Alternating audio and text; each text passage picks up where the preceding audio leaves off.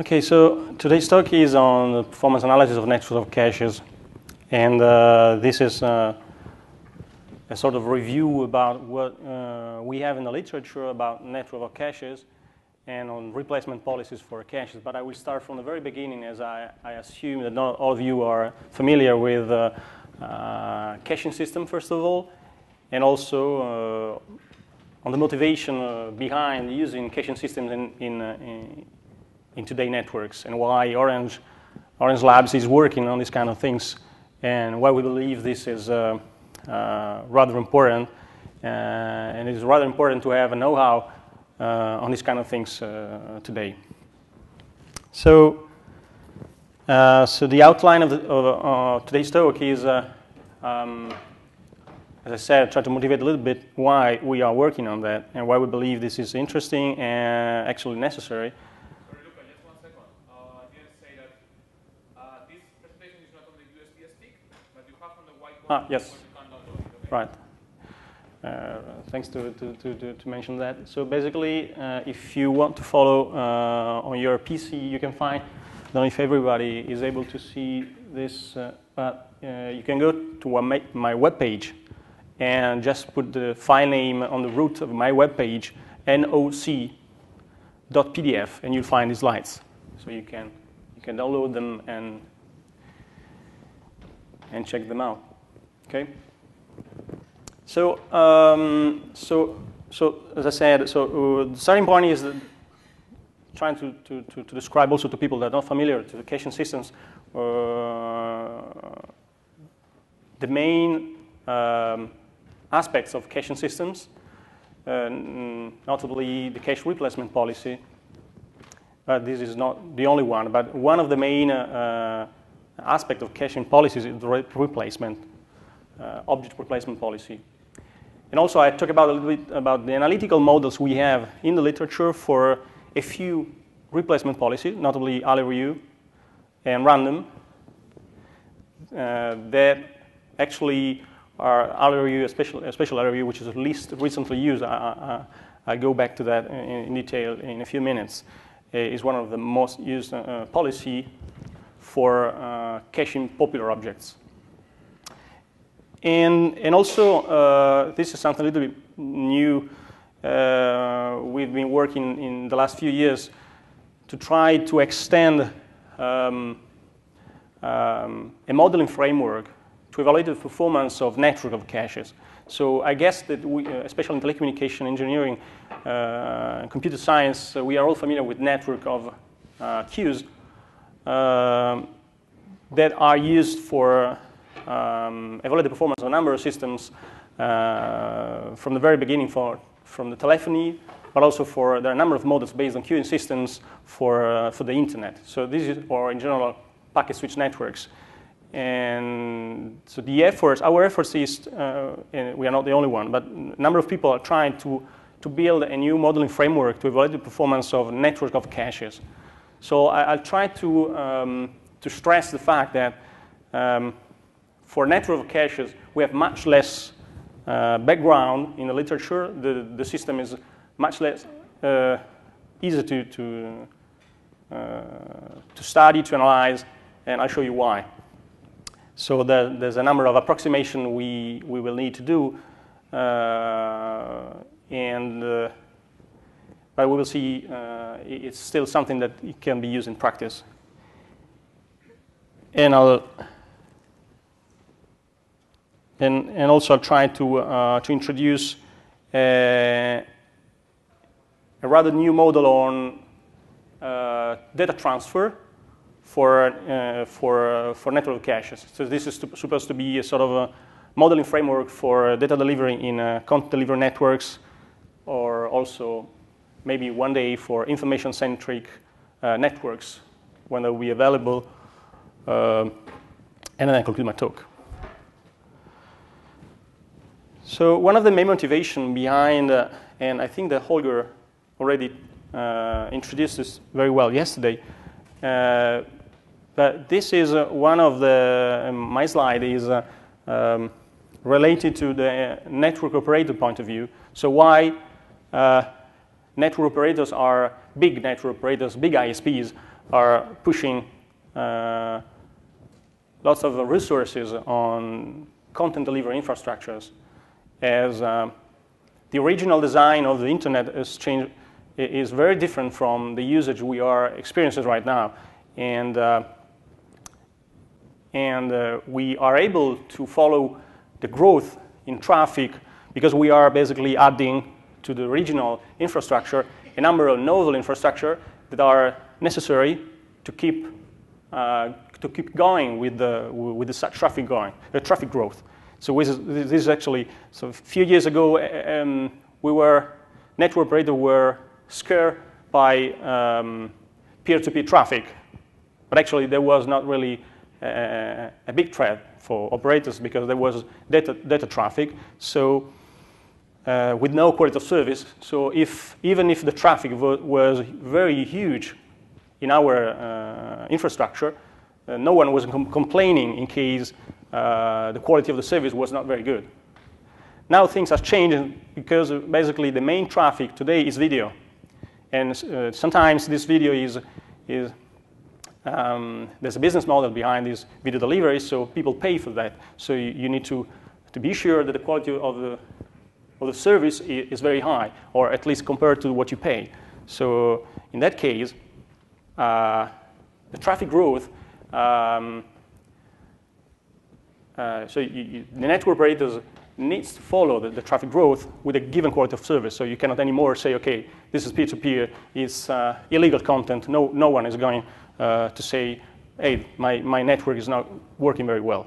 So that isn't anymore the case, and this is why we are facing a number of problems that we cannot solve anymore by scaling the bandwidth in the backhaul or in the core of the networks. So it's much more than that. Also, for a number of other reasons, I go back on that, especially for the evolution in the access of the network, especially for what concerns the terminals of the users.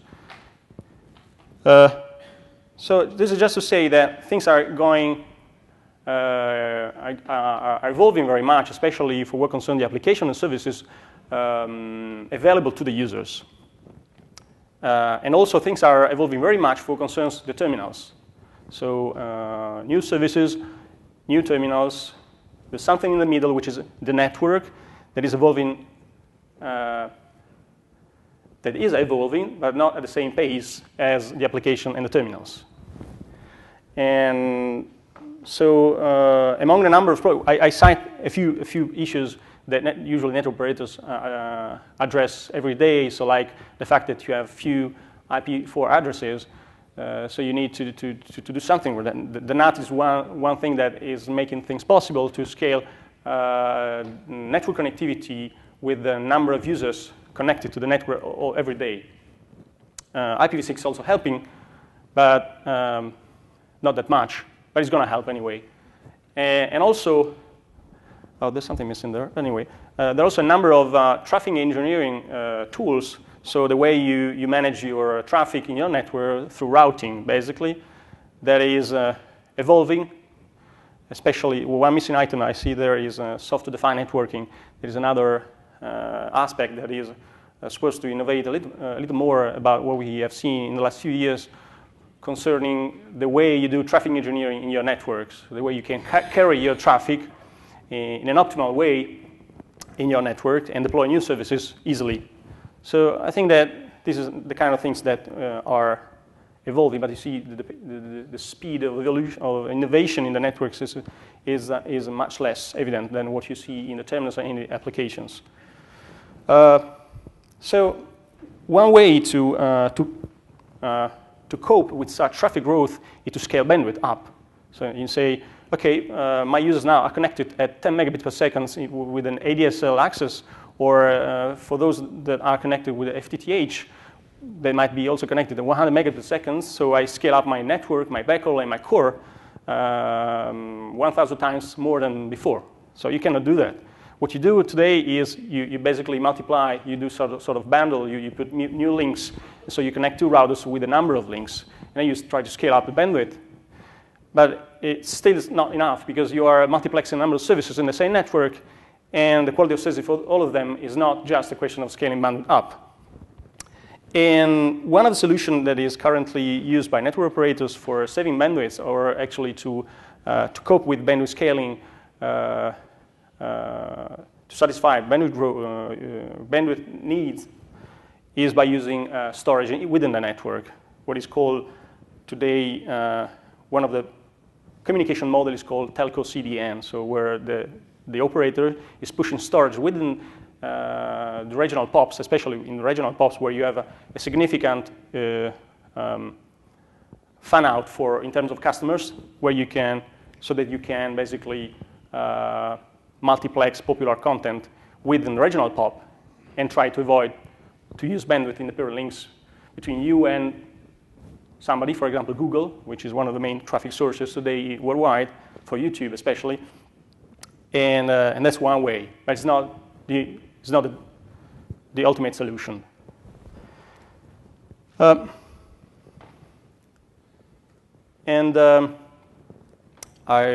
already more or less said about this slide, but one significant point is that one reason to do that is that memory and in general storage is much less expensive today than bandwidth.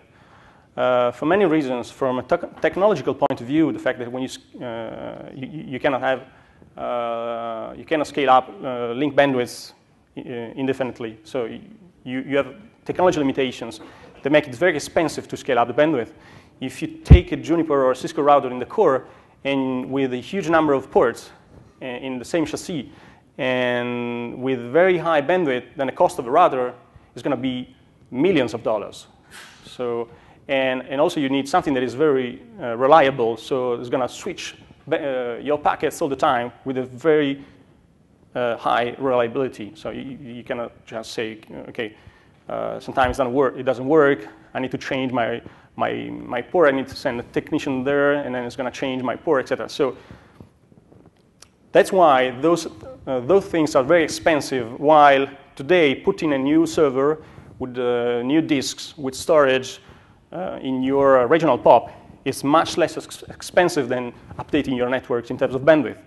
So that's why this is a question of technology limitation. So you cannot just say, okay, I have much higher number of users connected at a much higher access rate, and then I just upgrade my network. So it's not just a question of, okay, I put a new link, higher link. It's not possible. And the second problem is a question of connectivity. When you, as you know, internet is an interconnection of autonomous systems, or in general, it's an interconnection of networks. And then you do that by agreements with business models behind that, so that you have a model based on tiers where people pay a tier to carry their traffic. So it's based on a business model of carrier. So the carriers, based on their tier level, pay for another tier to carry their traffic. So I connect to a tier, and the tier is, in some access point, is going to carry my traffic of my customers, etc. So I pay for that. So if I have to pay to carry my traffic as many times as a user is requesting a single object, even if that object is always the same, I don't have any way to scale my cost down, even if I could have just stored the same object within my network instead of requesting all the time to the tier to carry the traffic my user is requesting. Okay? So bandwidth is also expensive for this reason. It's expensive because making data moving around in the network worldwide is expensive. So that's why network provider like Akamai exists, and they are doing a very good job in making a certain number of services working very well. And for the content provider, but also for ISPs as a content delivery network provider like Akamai provides services for small ISPs for doing what I was saying. So feel free to interrupt me and ask questions if you have any. So, okay. Okay, so now let's go deep into the problem. That's going to change a little bit the talk, and it's going to be more technical, but I think it's necessary. So I start assuming that everybody is aware about allocation system. But allocation system is a content store. It's just a memory where you put objects. And the main difference between a queue and an allocation system is that you put the objects in the allocation systems, and they're not removed once they are transmitted, but they are kept there for some time until the memory is saturated. And then you start removing objects only once you have a new object, and you need to take a decision and say, okay, I need now to, I have no more space for these new additional objects, and then I need to take a decision and say which object is going to be removed from the memory. So this is a very simple system, but it's very difficult to be analyzed. Also because it really depends on the workload. The performance of these kind of systems really depends on the way you request the objects. So for what concerns this talk, we are going, the allocation system is something that's been used in many applications in computer science, especially for CPUs, for the fetching phase especially, so where you really need to have data that's very close to your processing unit, and somehow in caching system for a network for networks of cache for content delivery systems, we are imagined to do the same, where the processing unit is the users that needs to the application of the users that needs to consume a certain amount of data that is delivered from a server, from a remote system. And so as the word says, the allocation system is something that is used to store a piece of data that is going to be requested many times in the future. So when you decide to keep an object in the cache, you are making a choice that is supposed to be useful in the future, because this object is going to be asked many times, and then your choice is going to be more effective if this request is going to be done by the users as many times as possible. So in principle, you would like to keep storing in your cache those objects would have a chance to be requested as many times as possible. So those that we are going to call the most popular objects in your set of objects that can be requested. Usually the set of objects we call catalog has a size capital N, which is very large and is usually much larger than the caching storage size.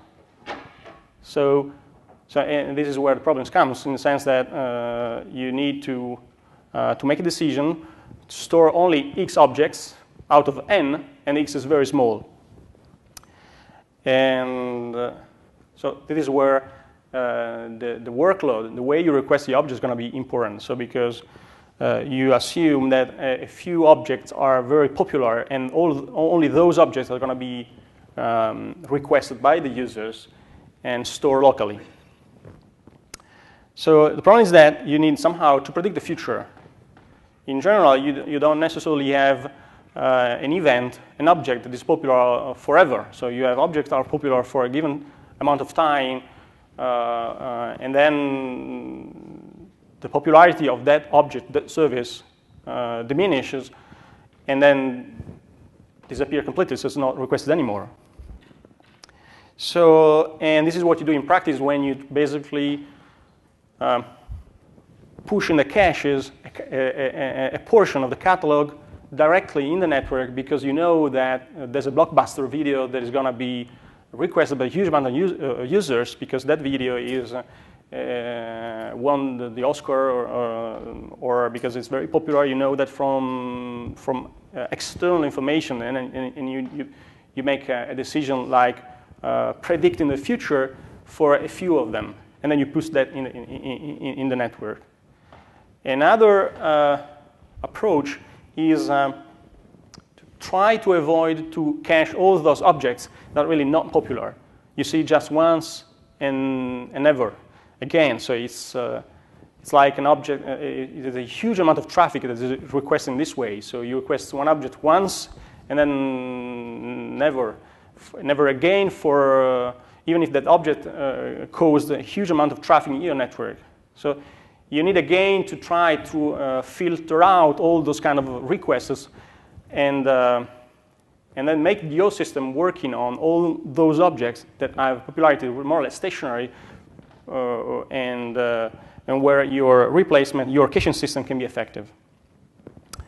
So, and here where popularity comes, in this talk we are going to focus on what is called the independent request model, where basically the popularity doesn't change in time. So if you have an object that is given popularity, so a capital R is the popularity of an object with rank K, and when I say we are going to assume a stationary model, it's not in rate, but it's mainly on the fact that when you change in time your position, your request in time, the popularity, the ranking of a given object in the catalog, it's the same. So it doesn't change.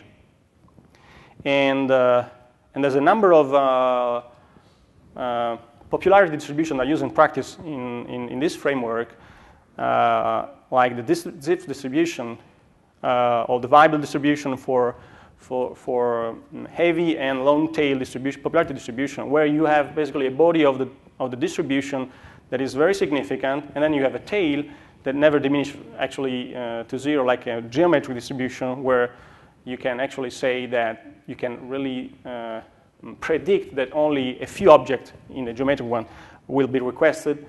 For this heavy and long tail distribution, you cannot say that. You still have significant popularity probability that a given object in the tail can be requested. So these are the distribution where you can have a gain because you have a tail in the distribution, so you can filter out from the cache all those objects. All the objects are stored that are requested in the tail of the distribution. Is it clear right now? Do you have any question?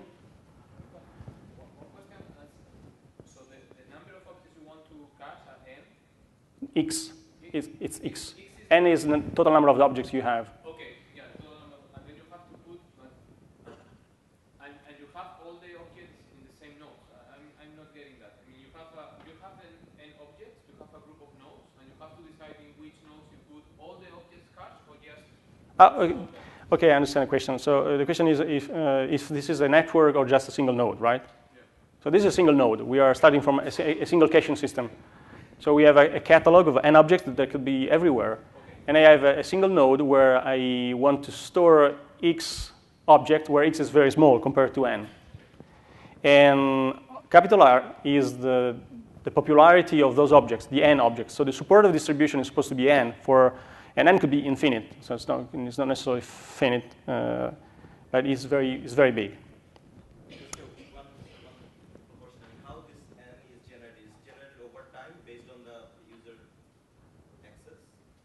N could be the web, the size of the web. It is generated over time based on the uses, like how the people use. I don't understand. Generated by who? Generated? What do you mean with generated? I mean, how you have this N. I mean, how you have this catalog. Oh, how do you estimate in practice N? Yeah.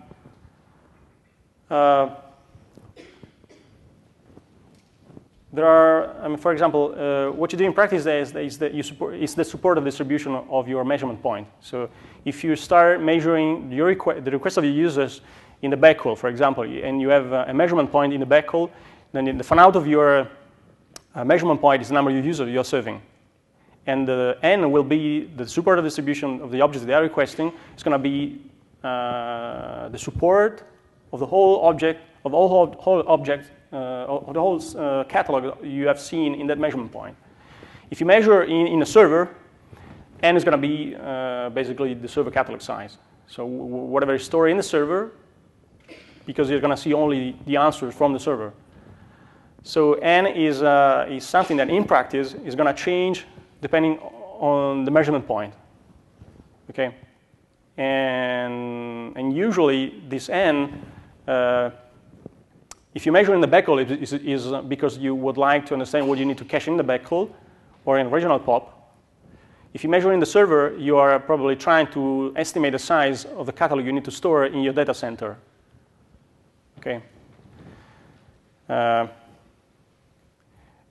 Let's say that in this talk we assume that we are more closer to the user instead of the server. So we are assuming that we want to size what we need for a delivery network, a content delivery network, and on a data center. For the data center, you probably need a different kind of architecture, a different kind of system, because you need permanent storage, and you need a cache only for reliability or these kind of things. Okay? But in practice, N could be the catalog size of one service also. For example, for Orange, video on demand could be the size of the catalog you need to store close to the users for serving them with very high quality, for example.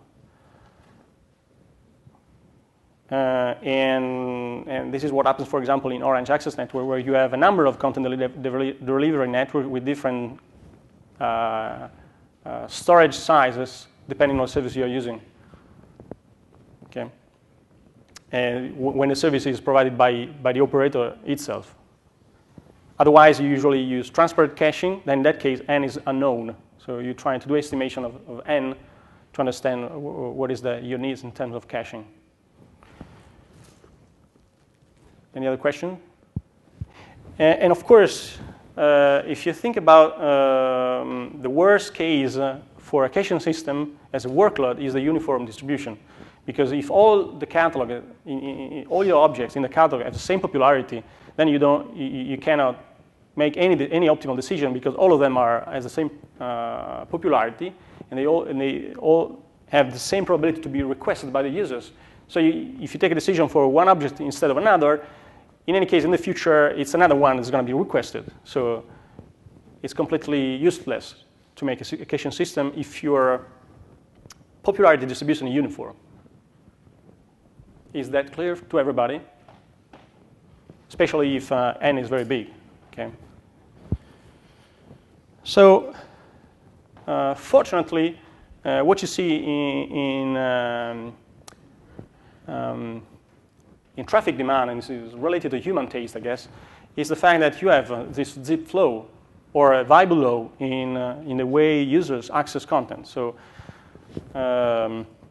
and this seems to be a sort of invariant. So you can measure this kind of lows, the zip flow or the viable lows, for many services. So you see this in practice, and it works. So you can share your service, you measure for the video on demand service, and you see that you have a viable with a given some parameters, but the low is the same. So you have a tail, you have a few number of objects that are popular, you can try to make a decision based on that. And this is also true for bigger catalogs like YouTube, for which you do usually transparent caching, and where the catalog, the size, capital N, is very big. So in that case, you really need to take a decision, and the size of your caching system could be very big. So this is, I don't have any plot for that, but I was trying to prepare. But we have a number of evidence. I mean, we have many measurement points in France Telecom worldwide, and we see that this is sort of an invariant. You can see that more or less everywhere in the access, in regional POPs, for the video services, for the web services, for YouTube, for user-generated content. So it's really related to the way people look for content, basically. So in this talk, as I said, we are focused on stationary demand. So this is the only way we can build a model on that, on top of that. And so, as I said, for one of a very well-known replacement policy, I said the replacement policy is the algorithm that decides once you have X object, and X is the size of the cache, you have X objects stored already in the cache, so the cache is saturated, then you need maybe a new request. So in principle, you should store X plus 1 objects, and then you need to decide which objects will be removed from the cache. So the eviction policy, in this case, is least reasonably used, which is reasonable. So you're going to remove the object that is least requested by the users. So the non-popular object. So you're making a choice. And basically what you do is just keep sorted the object by access time. So as the time is growing always, then you just need to apply the move to front rule. So whenever you have a new request, then you move on front of the list the new request. And then you evict from the cache, from the memory, the list recently used, so the object which is on the bottom of the list. And that's all. So it's very simple. It's a very simple algorithm, but the analysis of this algorithm is complex. It's very complex. A second one is the random replacement policy. You don't keep any order in the list. You just put objects in the cache. And whenever you have a memory, once the memory is saturated, you replace randomly. You take one object out of X from the cache and you remove it.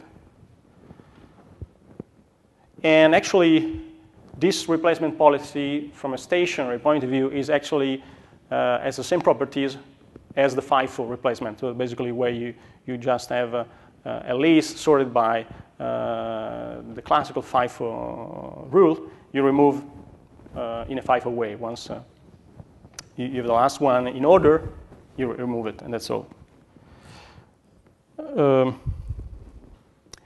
So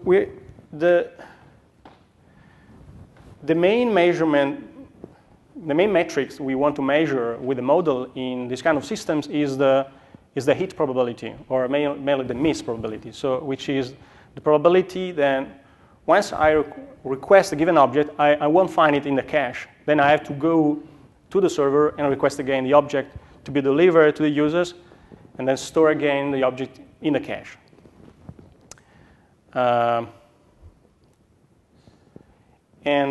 This probability can be computed for the Algorithm system, where basically you just analyze a Markov chain, a complex Markov chain, in terms of combinatorics actually, but in practice it's a simple Markov chain. You have a big state which is a vector of indices where every index is the rank of the object, okay? And then you keep sorting this list by the request. Whenever you have a request, this object is moved to the front of the rule. This is a Markov chain, but as you can see, the state of the Markov chain is huge because it's all the permutation of a big number as n is big. So which means that in practice, even if you are able to compute something, then from a combinatorial point of view, it's going to be complex to compute. And the miss probability is just the probability that once you request your object in a sorted list, your object is outside the size of your cache, which is X. So in the literature, you will find this as defined as a cost, which is basically the cost to move to sort an object. For example, if you request the most popular object, the cost for this object is going to be very small because it's very popular. So this means that in a stationary regime, so when t goes to infinity, you will find this object always in the top ranks of your list, or probably in the first rank of your list. And so the cost to move this object in the top of the list is very small, because either it's already in the top of the list or it's in the second, third rank, and that's all. So the cost is very small. If you consider the object with a rank that is close to the cache size, X, so they are proportional to the cache size, they're always moving from the cache and outside the cache, from the cache and outside the cache. Because the cost is close to the cache limitations. So then sometimes you find in the cache, sometimes you find outside the cache. Okay, so this is the cost. So what people did in many years ago, in the 60s, for the first time, is evaluating the average of this cost, which is basically an estimation of the average size of the cache if you want to store an average number of objects given a popularity qk. Okay, and this has been computed by McCabe in the 60s, and then in the 70s, Kingman computed the distribution of this Markov chain that is here. And as you can see, the combinatorics of this distribution is huge. So basically, you can compute this probability only when n is very small, and also when n is very small, basically, and also when n is very small, so which is a little useless in practice. But unfortunately, this was also one of the reasons why,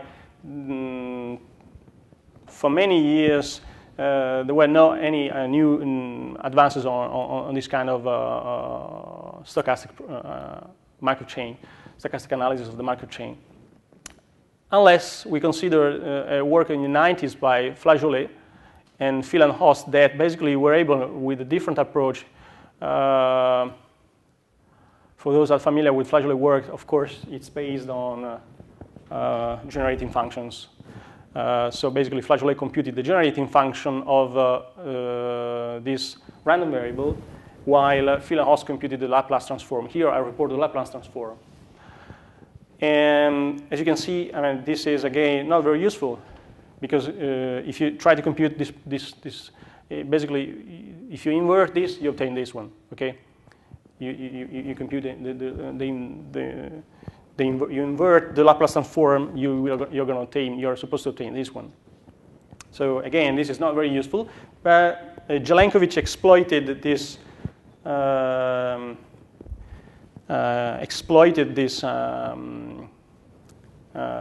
this Laplace transform to compute some asymptotics on the Aleriu misprobability.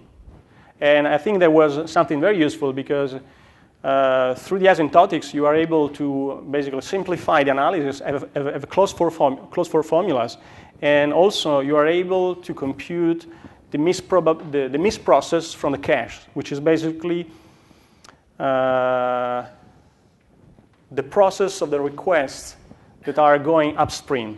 So this is something that is very useful and can be done by using this approach, so by moving to asymptotics instead of computing the exact probabilities.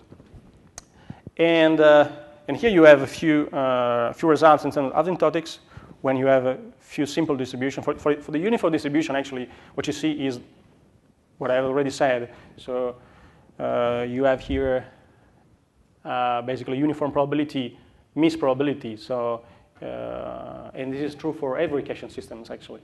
It's not only true for Aleriu. This is exact. It's not an asymptotics. For the Weibull distribution, what you see here, this is an interesting result, is that the misprobability is proportional to the request probability, Qx, and multiplied by a factor which is x to the 1 minus beta. So which means that if beta is 1, then you have the geometric distribution, the exponential distribution, and then your Cashian system, the miss, is very small. It's much smaller than what you would have if beta is less than 1. So it's a long tail distribution, the long tail form of the Weibull distribution. And for a geometric distribution, this is a particular case of this one. You see that you have a big O Qx here, which means that your misprobability is going to decrease exponentially faster with x, with the size of your cache. So which means that as soon as you put 2 times the cache, you're going to have exponential decrease of this misprobability. So you have a significant gain in terms of performance. Yes. What about the Zipf distribution? The Zipf distribution, which is one of the main interesting that you can find in practice, in a recurrent distribution you see in your measurement point. You have an asymptotics here, computed by Jelenkovic. Basically, the heuristic way of the proof, how you get there, you just make an analysis of the Laplace transform computed by Flageolet in the origin.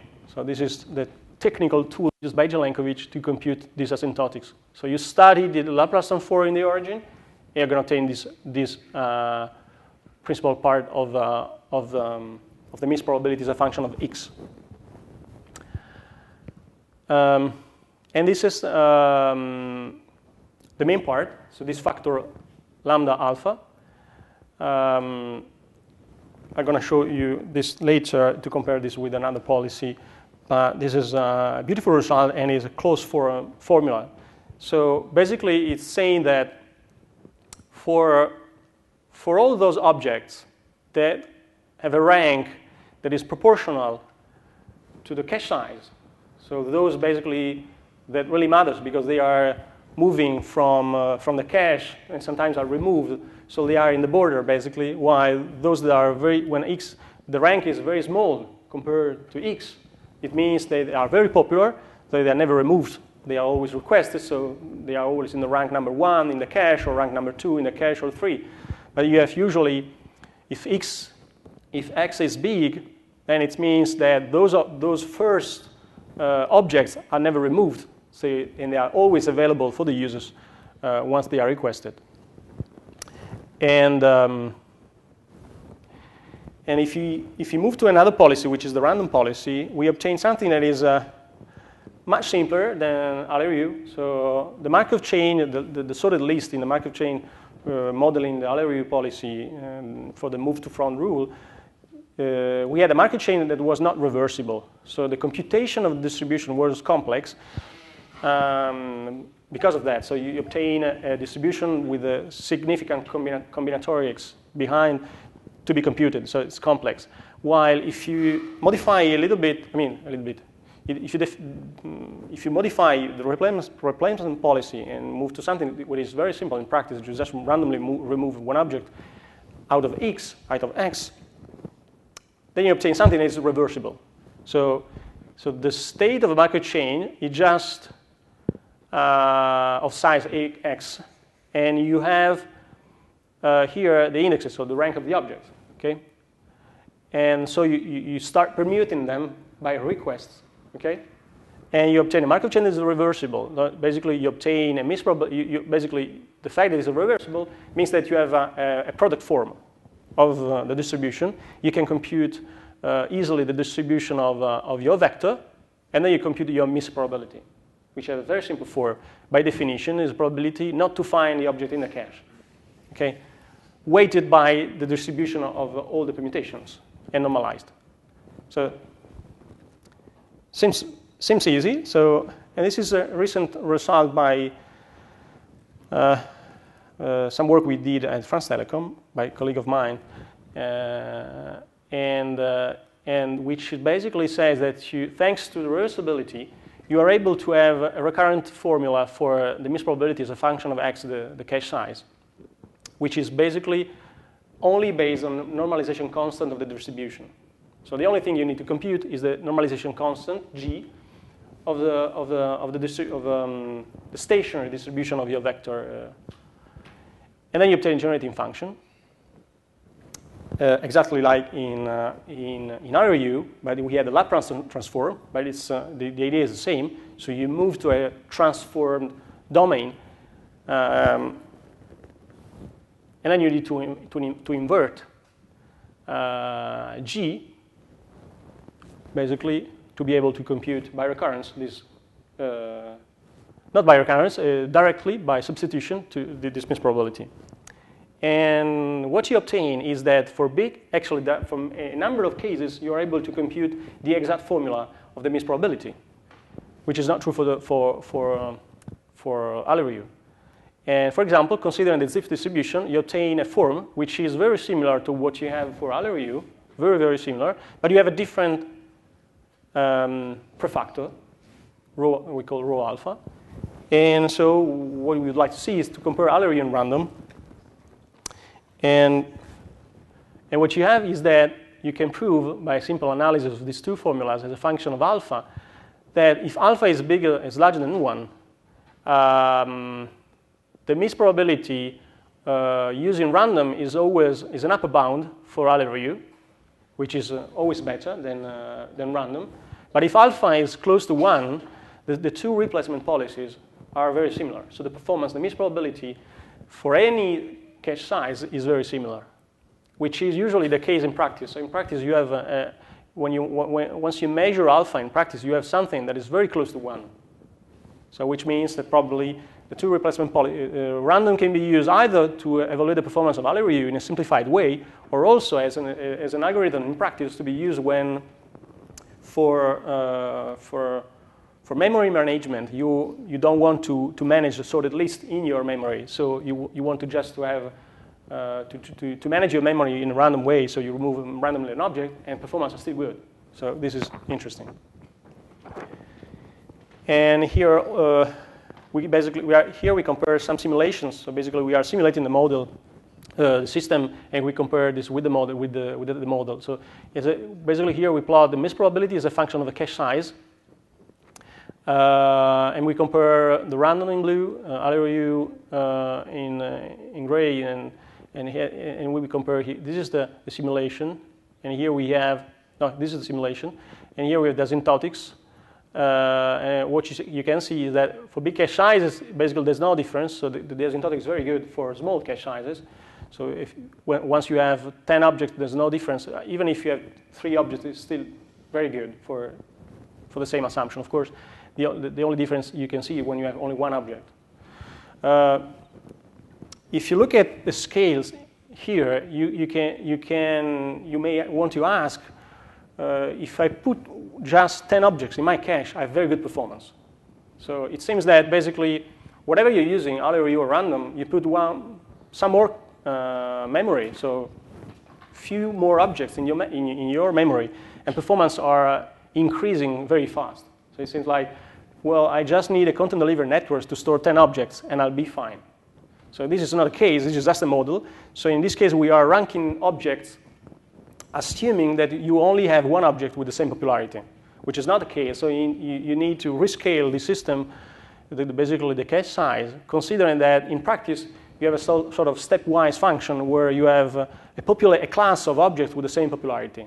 So basically every single point here is accounting for a population of objects with the same popularity that accounts for terabytes of storage you need in your network. So just to, this is sort of this disclaimer to say, pay attention.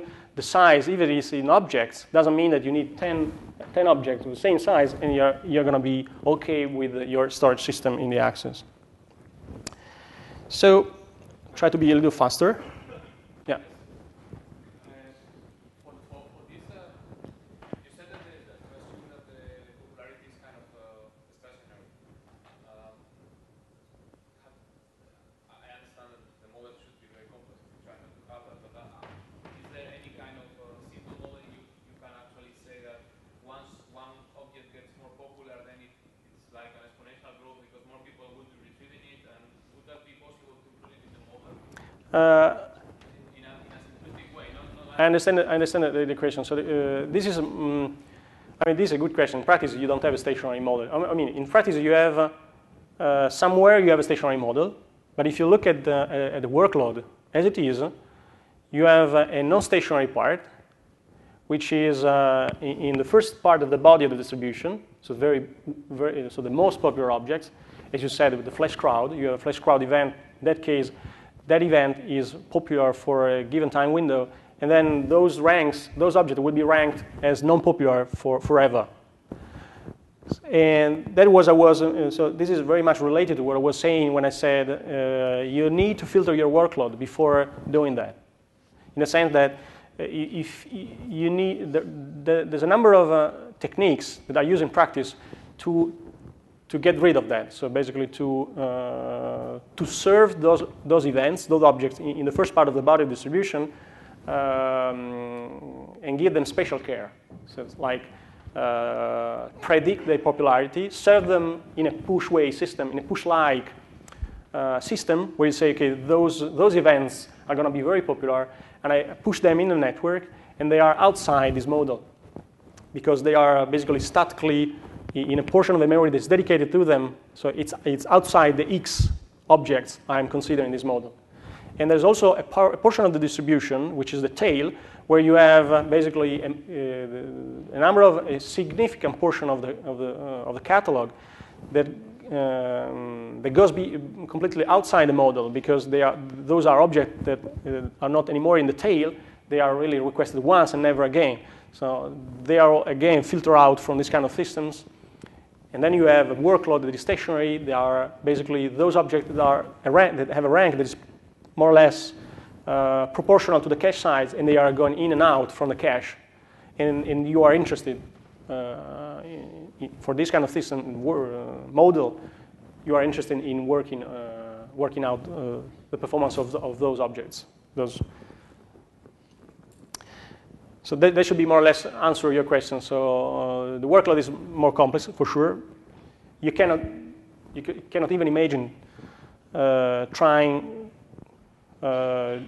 doing the same evaluation, performance analysis for non-stationary models.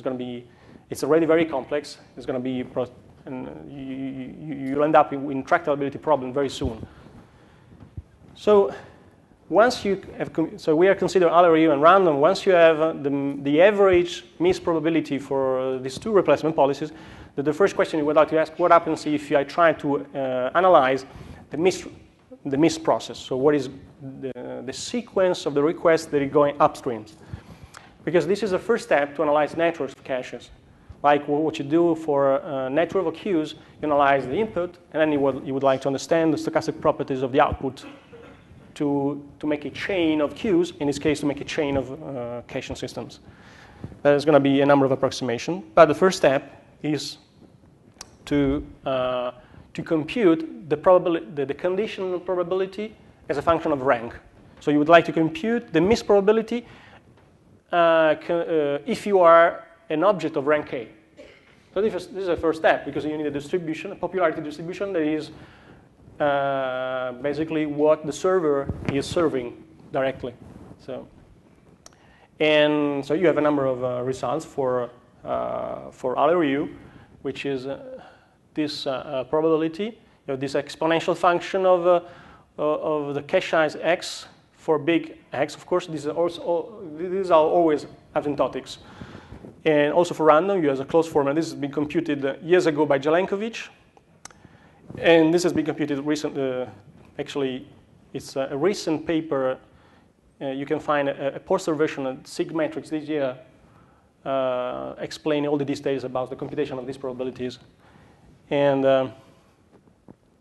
basically, this is the popularity in the second stage of your network. So basically, this is the popularity of the object that are missed in the first stage.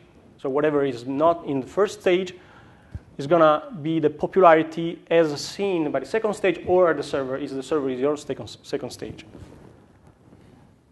So in principle, it seems easy, seems very simple, but actually you easily understand that this is a big approximation, because if you consider the LRU system, or any caching system, but if you request an object at a given time point and you have a miss, you cannot have another miss immediately just after this first miss. You need to wait a little bit. What is this time? This time is the time to refresh your cache. You cannot have two miss for the same object just after a given time point. Which means that actually the miss process is correlated in time. So there's some, if you look at the stochastic properties of the point process that is going upstream, it's not the same as what you have in the user, because the users can ask as many times as he wants a given object. So you can have in time two requests for the same objects arbitrarily close in time, like a Poisson process, for example. So in a Poisson process, you can have a burst of requests for the same object. So they can be very close.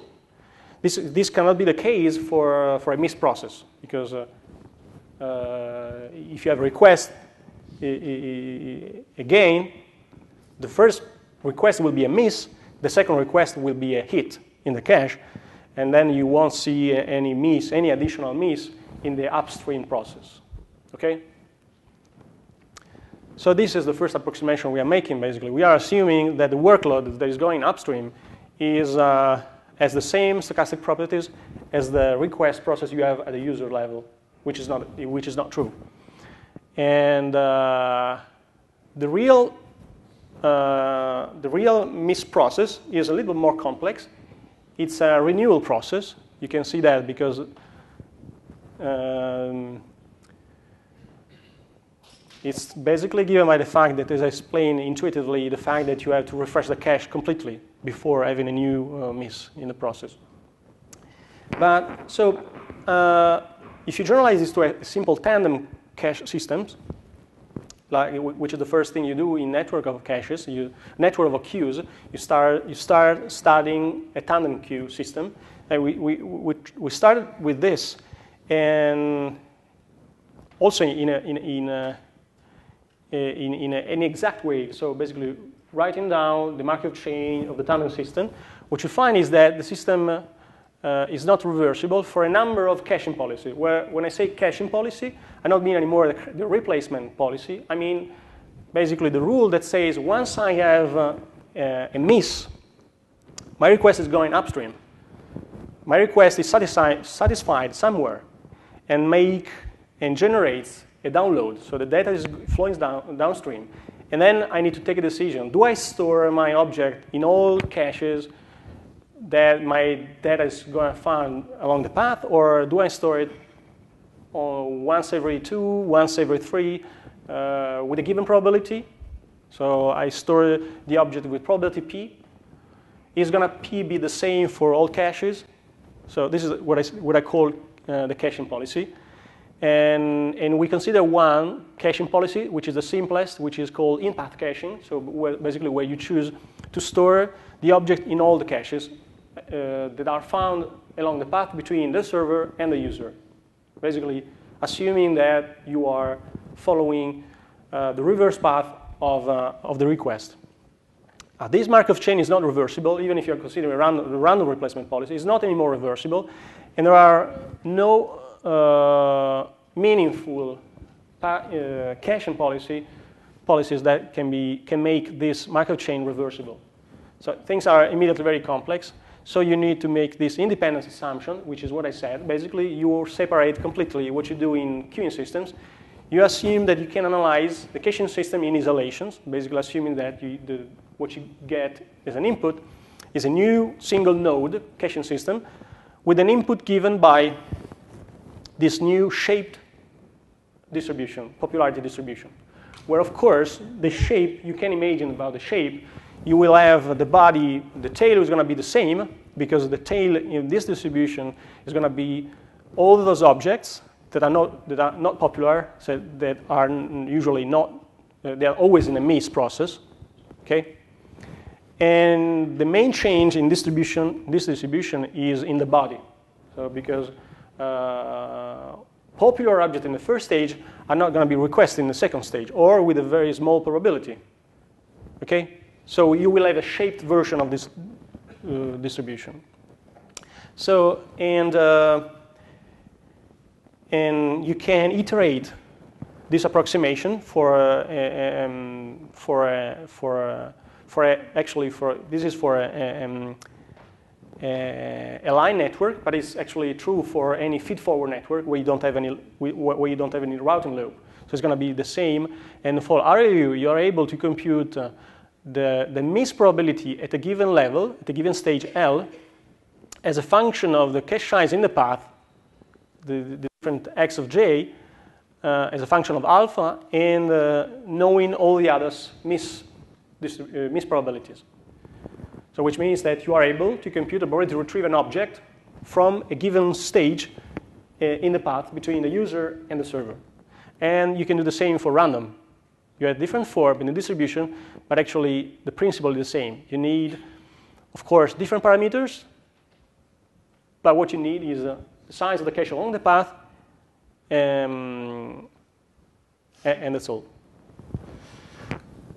So, and this is something that's going to be useful to understand what's going on between in a tandem system. Here you have the miss probability here as a function of an object rank. The object rank, so the popularity, which is the ID of the object sorted according to the popularity in the distribution. And here you have the miss probability for LRU and random. The gray one is LRU, and the blue one is random. And this is the miss probability of the first stage. And here you have the miss probability of the second stage. This is again, Allery in gray and blue random. If you think about an optimal system for a stationary model, so if you ask yourself, if I was an oracle and I was able to decide where, in a push-like system, if I was able to say these objects must be in the first stage and these other objects must be in the second stage to be the best misprocess, I mean, which means to minimize the miss rate to the server, you probably, what you would do is you take the first, in this case, the cache size in the two levels is 25 objects. And so you would probably try to store the first 25 objects in the first level, the second 25 objects in the second level, and then keep them, all the rest of the object in a miss process. So basically in the server. What you see here is the Allery as something that is going in that direction is actually exactly the same. But if we had something like FU, so which is the least frequently used, you would have something, basically the least frequently used policy is a policy that in a stationary model would use the popularity distribution as a replacement, as a way to replace objects. So basically, you will know in advance that the object with rank 1 is the most popular, and then you place it directly in the first stage. And LFU would do the same for all the first 25 most popular objects in the first layer, and will do the same for the second 25 most popular object in the second stage.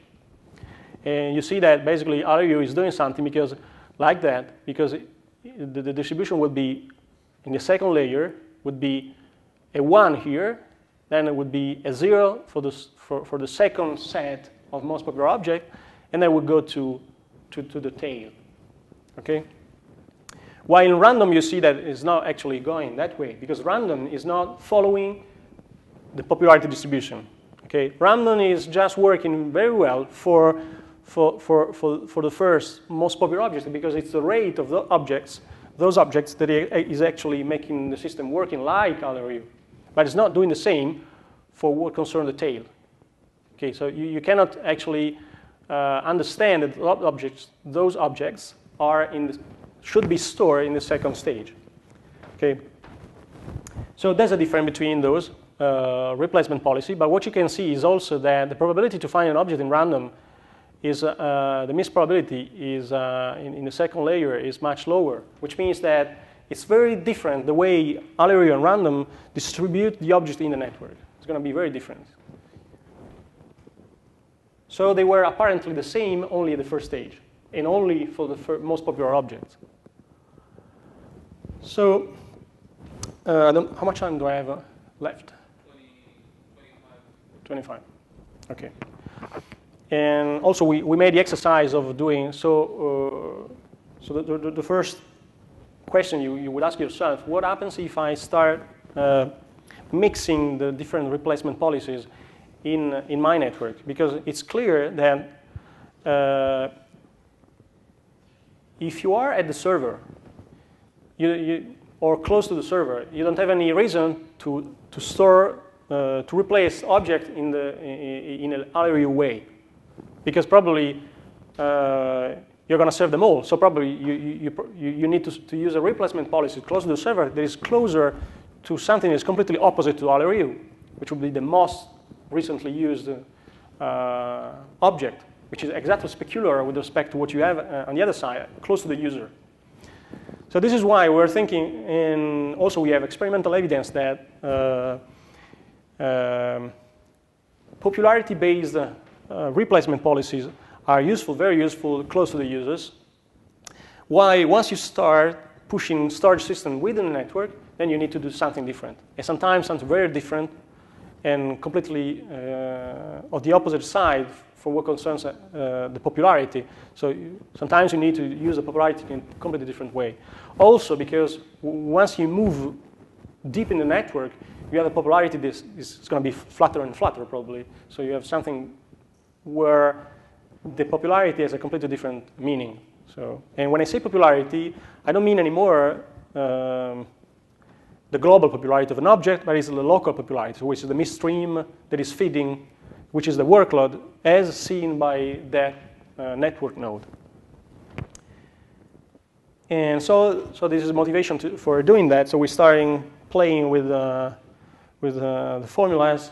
So these are the things we made in France Telecom, and so this is basically the second layer miss probability for a tandem cache system with the approximation I mentioned, assuming at the first level the LRU replacement policy and random in the second level.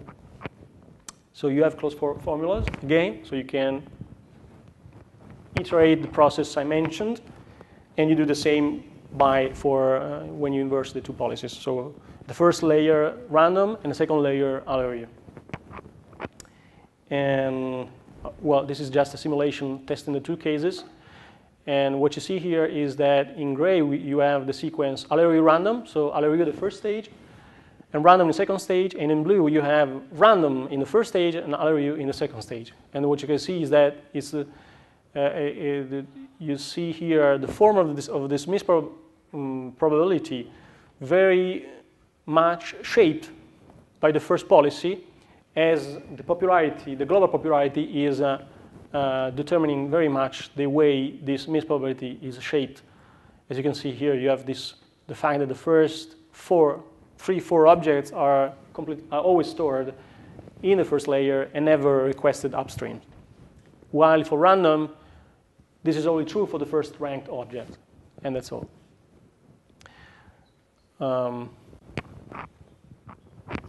And this is the same as before. This is the same, but actually we are also adding a new layer. Actually, here we changed the size of the two caches just to see also the shape of these two missed probabilities as a function of the rank. And you can see you have this shape all the time. You have LRU in the first layer,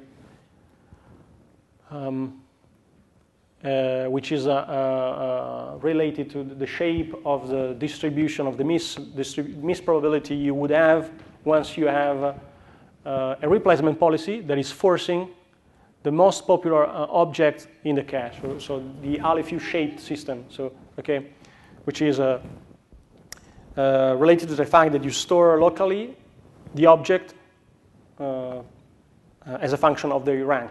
Okay. But again, you are far from having something where the first 25, in this case, or x1 object are stored in the first layer, which is not the case, which is true only for the first 3 objects, then nothing for the others, and then go up for the second 50, in this case, objects. So which means that LRU could be improved, and one way to improve LRU is actually to do something that makes LRU approaching to LFU, which is, for example, there's in literature something that has been introduced by Jelenkovic in the 90s, which is called persistent caching, which is a modified version of LRU where you store an object only if it is requested at least k times over a window of size beta. So which is a kind of a way of estimating the popularity of an object in time window of size beta. So in this case, basically, you can show also by analysis, Jelenkovic did it, you can show that LRU goes arbitrarily close to LFU. So in that case, you would have a system you can analyze with asymptotics where you almost approaches to a pushing system where the pushing systems place directly the most popular object in the caches and the optimal layer, considering to the size of your memory. Well, I can skip this because it's just to show that the asymptotics works very well. And I go through this new model. Actually, this is this is something that we started thinking a few years ago when we started working on information-centric networking, where actually and also content-centric networking, when where you don't anymore store entire object in the cache, but you have caches that are packet-wise caches. So you pretend to be able to store small packets in the cache and do the replacement on single packets, which is a way of using your forwarding queues in your routers as caches. So the forwarding queues in a router is just used to forward a packet in transit. The main difference between a caching system is that once the packet is forwarded, you remove it from the memory. But in principle, you may just avoid to remove that packet from the memory and keep it there, and remove it only whenever it's needed, like in a caching system. Even if you deliver the object, I mean, you deliver the object, but you don't remove it. I mean, the copy of the object you have in the cache. So in principle, you make an operation. You have one operation that you don't need to do anymore in your forwarding queues. So this is kind of communication model. But if you do that, it's going to be complex for a technological point of view. But we don't touch this in this talk. So we started thinking about a more general model, sort of a traffic model for caching systems. And so we started with a workload with 2 layers, like before. So you request objects with the IRM model, so independent request model, which in time could be used. One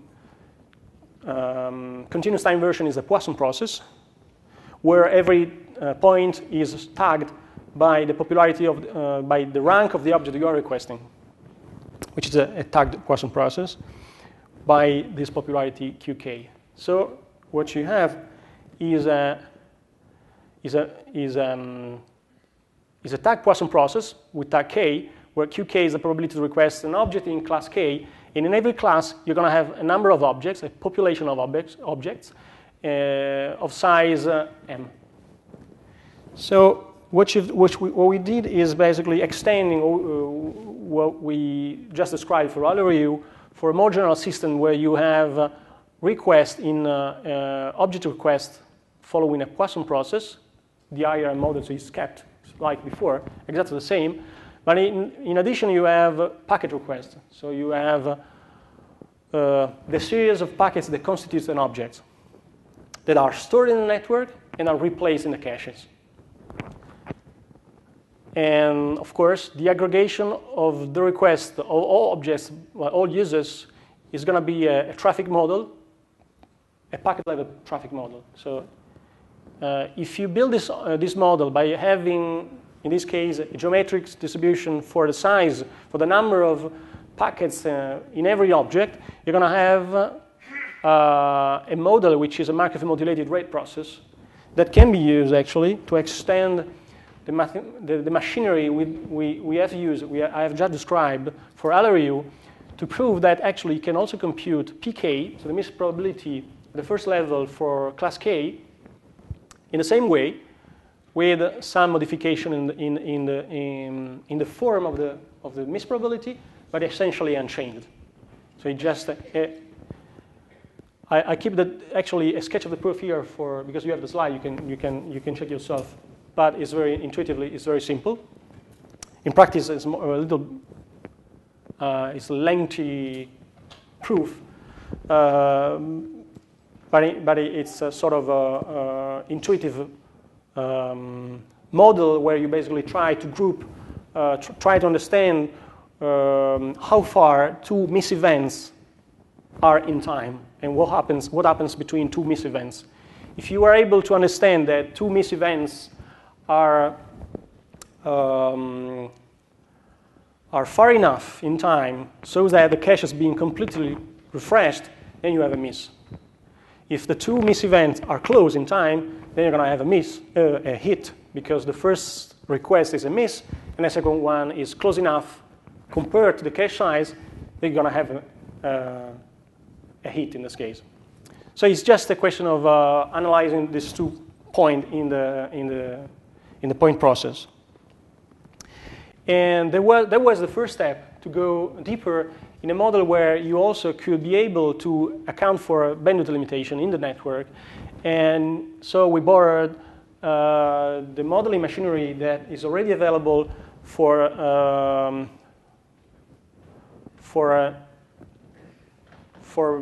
packet switch networks, basically it's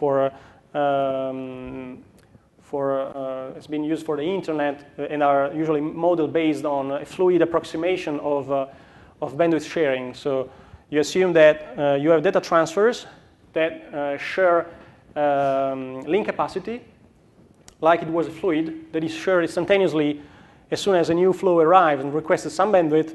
The allocation of the bandwidth is made instantaneously. So you adjust the allocation of the bandwidth in your link immediately. So, which is not true, as you know, in practice, bandwidth is shared, for example, in the internet using TCP, and you have some convergence time to the stationary bandwidth allocation. So in this model, so there are a number of extensions of this model, fluid approximation of the way bandwidth is shared in the links, and some models are deterministic, some others are stochastics. In this case, we consider a model based on stochastic demand. So that's been developed years ago, also in France Telecom, actually, by Jim Roberts, that introduced this kind of modeling machinery for bandwidth sharing in the internet, and is basically based on processor sharing queues, introduced by Kleinrock many years ago, but that has been reused recently for this kind of problems in the internet. And we are reusing this modeling machinery for these new problems of network of caches with finite bandwidth in links. And in this case, we assume that basically you have n of I data transfers in parallel in a given route. A route basically, a route is basically given by, in this model, is identified by the node from the cache, I mean the cache from which you are retrieving a given object, okay? Which is going to be very much dependent on the popularity of that object and the probability to retrieve a given object, considering his ranks, from a given node. And then it's just a question of definition of the fairness objective you want to impose in your network. So in this case, we assume max mean fairness. I don't have time to make a complete description of fairness in bandwidth sharing, but basically, as soon as you saturate a link with this kind of model, then you need to say how much bandwidth you need to allocate to all flows that are in parallel sharing that resource. Okay, so this is a fairness issue. So you need to say, for example, if all the flows have the same properties, so the length of the path is the same, so they are homogeneous, they are going to share perfectly equal the bandwidth. So the share is very simple. So it's the capacity divided by n. So it's C over n. It's very simple. But if the flows are different, so because they are sharing the same link, but actually they are originated from different nodes, which means that the size of the path of every single data transfer is different, then the allocation could be different because every single data flow could be bottlenecked elsewhere. So, for example, if you have a flow that is retrieving, like here, you have actually a line network with one server here and many users here requesting different objects from a catalog not finished size, and some are retrieved from the first node, some other from the second node, some other from the third, and many other from the server. So in the first link, you have a number of routes that are multiplexed in the same link. So they are all sharing the same link, but actually those transfers are different because you may have the first one. I mean, all those data transfer that need to retrieve, that force to retrieve the object from the repository, they must go through these links, the second link, the third link, etc. So which means that if you have if for example the link bandwidth here is much smaller than the link bandwidth you have here, when you go there, you will be seen by this link as a non-bottleneck flow, which means the flow that cannot cannot get the fair share from this link, because the fair share could be much higher than the total link bandwidth that flow is using from this one. Okay, so this is just an example to make it clear. If you have a question, just interrupt me and ask. But this means that here you cannot just say I share bandwidth equally, because this guy is not able to take all the fair share. So equally doesn't mean anything. So you need to say something more about that. So you have flows that are bottlenecked by the heterogeneity of the link bandwidth in the network.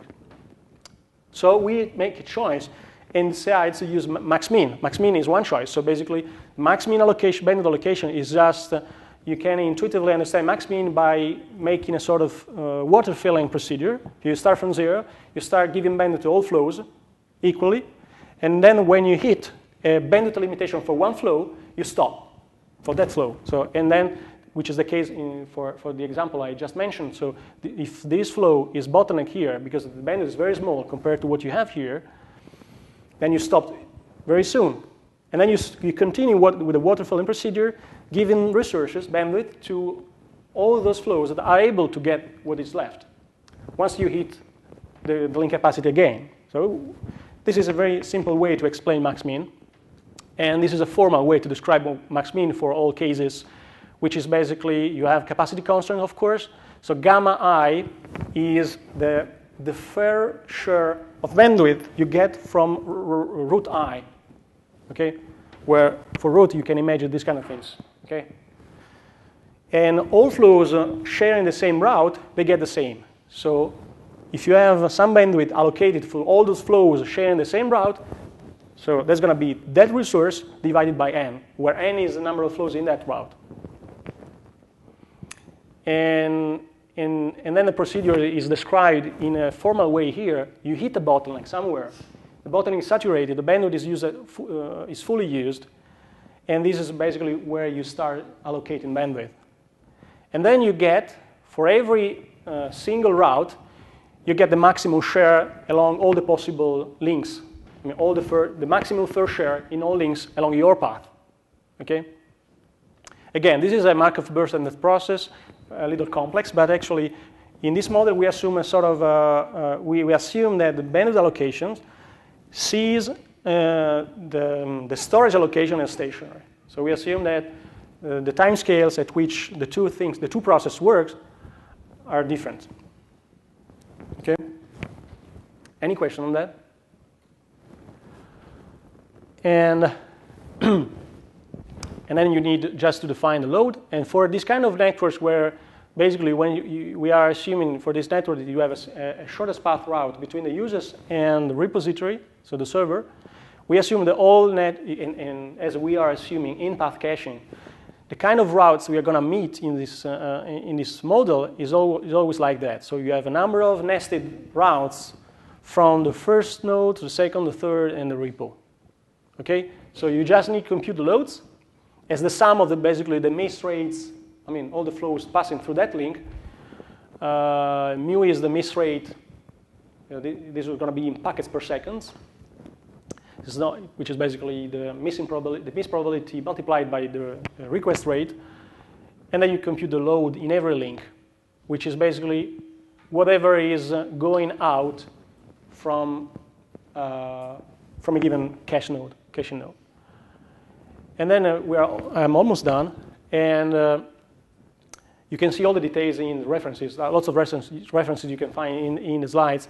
But what is interesting is that for this kind of networks, you can have a bound of the delivery time. So the average time you need to retrieve an object from a server in a network, in feed-forward networks like these two, and have a bound which is a function of the storage here, which is the probability to retrieve an object from a given node along your path. Here, the pk of I are a function of x of I, so the storage you put in your nodes, and as a function of the link bandwidth, the CJ. Of course, function of rho j, but rho j are just function of the pk and the CJ, and the CJ, yeah. And here you have the packet size, and sigma, which is the average size of the object. Okay? So you have a bound here, which you can recognize here. This is the average the average delay in a processor sharing MG1 processor sharing queue, which is the base of this modeling machinery. And then in some example, for example, if you take a three-link node, a three-link line network, you can compute this formula very easily by just identifying what is your bottleneck. So you just need to say what is your bottlenecks. These are the fair share. We are basically the Ci times 1 minus rho I is the fair share you would get if you were a new flow originating from that node.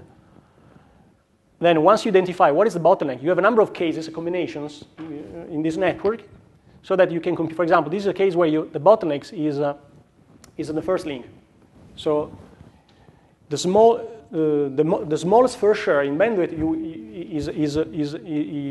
is got from this first link. So which means that if you look at this topology, intuitively, it's clear that all the caching systems beyond this node is useless, because in any case, those retrievals will be delayed by this bottleneck in bandwidth. Okay, which means that if you put here a link bandwidth, then no matter what you do deep in your network, you don't get any benefit in your formula in your delivery time. You don't get any application acceleration. It's not going to be faster. You put resource in, you don't get anything, basically, which means that all the heat. You have something is going on in the caching system here, so you have objects retrieved from here, from there, from the repo. But it doesn't matter. The expected throughput, I mean, the delivery time of the object is just given by the capacity and the load of the first link. Okay, so this is one example. Then you can check yourself the other examples, and this is the performance curves of the example I just mentioned. This is the delivery time in seconds as a function of the class popularity k, and you see here the performance are flat and does not depend anymore on the popularity when the bottleneck is in the axis. While you can have a significant performance improvement when you do that,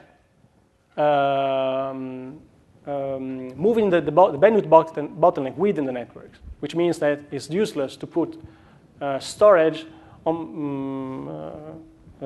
a link bandwidth bottleneck.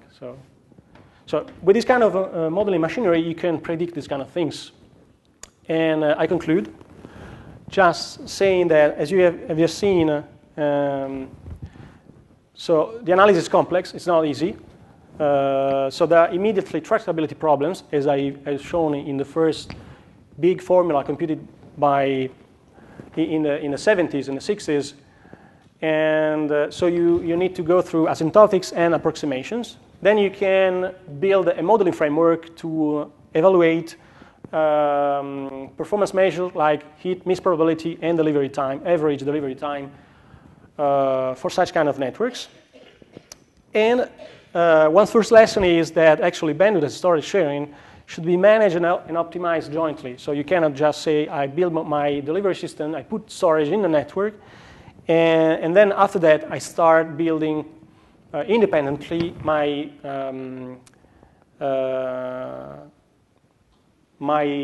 networking infrastructure and put resources in terms of bandwidth independently of my caching systems. And as another point to mention here is future work and also open research, not only for me but for everybody, because it's something that is actually still unknown or really interesting to understand, is how you would design your protocols considering that in your network you have storage. So this is something that right now is still open research. We have a few solutions for that, but it is really a new a new research framework to be understood, because we are really at the beginning. And this concludes my talk with a number of references you can find and check yourself. There are many.